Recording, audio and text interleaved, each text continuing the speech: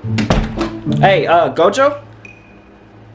Yeah, Itadori said he needed you for training. Gojo? Are you... Are you good? Huh?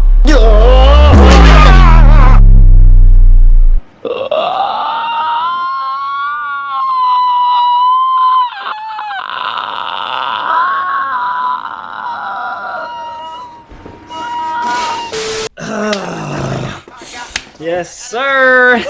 It's Gojo Satoru season.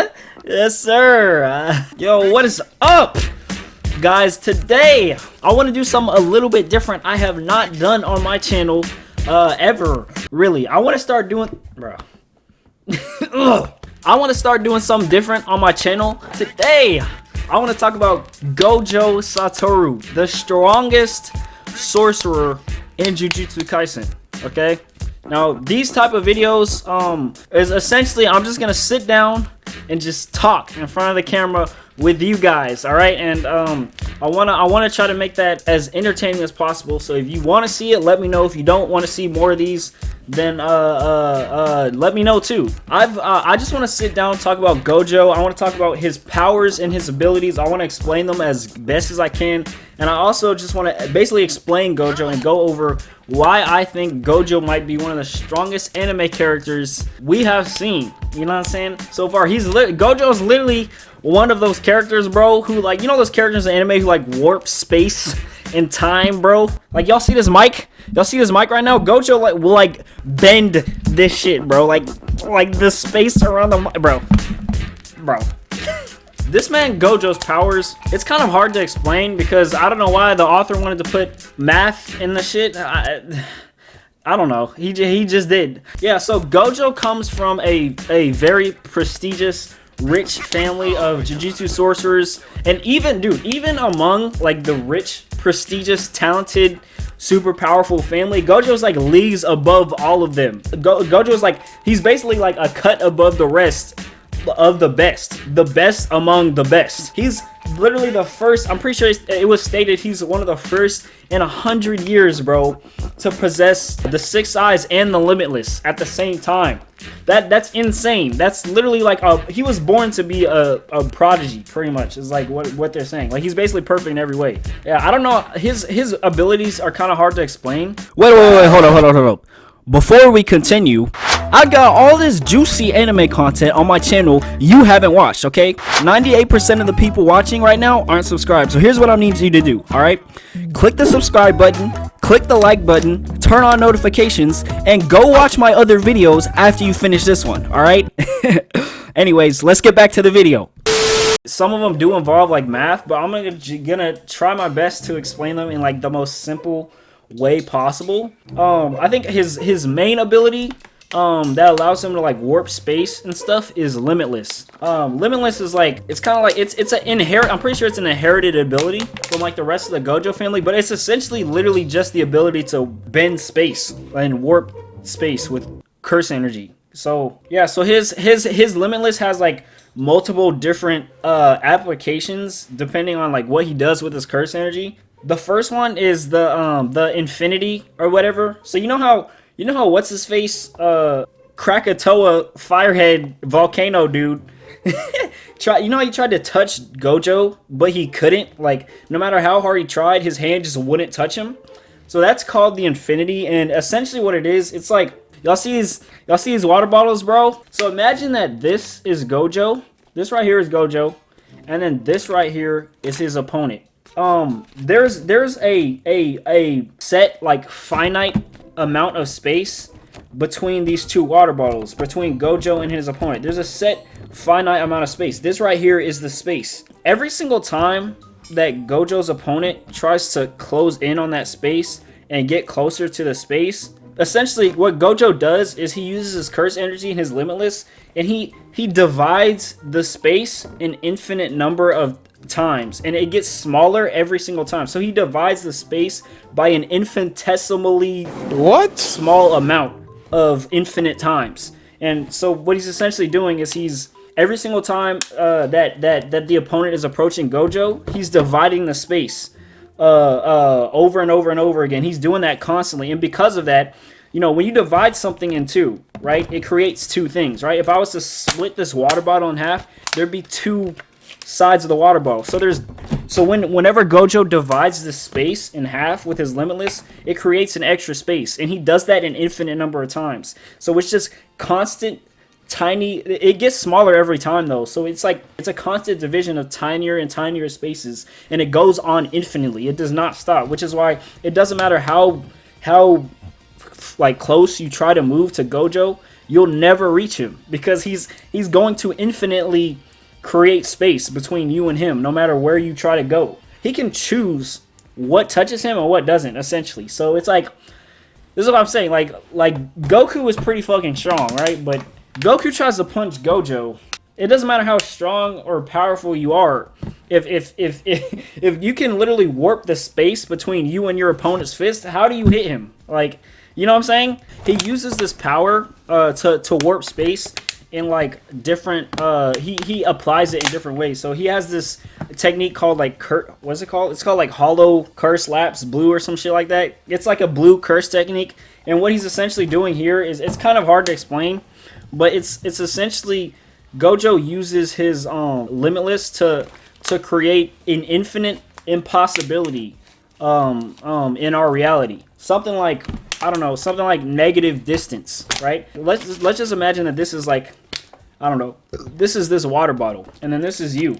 It doesn't matter where you go on the earth. You could be here, you could be here, you could be here, here, here. It doesn't matter where you go on the earth. You will never be a negative distance from this object. You will always be some type of positive distance from this object. You cannot, there's no such thing as negative 2 feet, right? You can't be negative 2 feet from this object. Let's just take like a, I don't know, like an apple. Let's just pretend like this is an apple. This, like one apple.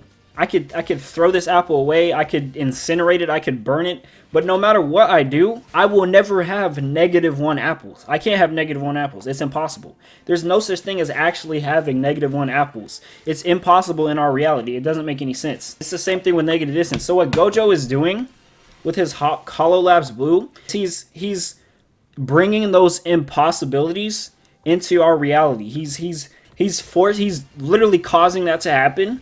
And then what happens is, because it doesn't work, you know what I'm saying? It physically cannot exist in our reality. What happens is the universe tries to compensate. So what happens is it creates this hole in reality, in space, and then what the universe does is, in order to fill that hole, it sucks everything in. So that's why when Gojo uses his, it all happens really fast, but that's why when Gojo uses his Curse Labs Blue or whatever, it always sucks things in, because what he's essentially doing is he's breaking reality, and then the blue is essentially reality trying to compensate by just sucking everything in into that hole like a vortex. This is what I'm talking about, bro. Like, how do you come up with this? What was this man thinking in the studio? He was like, yeah, I'm gonna make this a convergent series. Bro, what do you want? Like, that's his Curse Labs Blue. His Curse Labs Red it's just the opposite of the blue, pretty much. So what Gojo does here is, you know how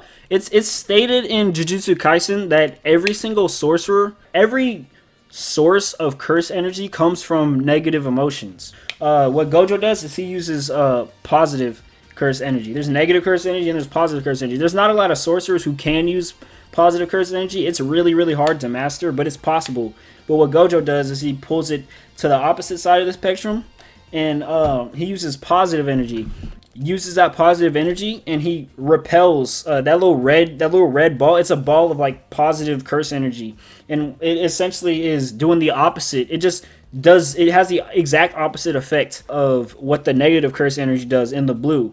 It has the exact opposite effect. It instead of pulling things in, the universe repels the shit. You know how you saw Gojo like hold that red ball, and then what's his face, that volcano dude was like get it blown back, like that was the Curse Lapse Red or whatever. I forgot what it's called. And then he has Hollow Lapse Purple, which we saw him use against Hanami.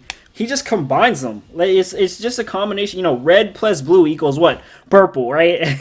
Mind blown. So he combines the two skills. Through combining these skills, he essentially everything in that purple like ball of curse energy essentially gets deleted from existence. Like it doesn't get destroyed, it doesn't get burned, it doesn't get vaporized. No, it literally just gets deleted from existence. Like it does not exist. If you touch that purple ball, you don't exist. I wouldn't even say destroys matter. It just makes it not exist. Like I don't know how to explain it. He combines these two impossibilities together, and it creates this ball of things that just destroys. I wouldn't even say destroys, just completely deletes. It just deletes everything in its path.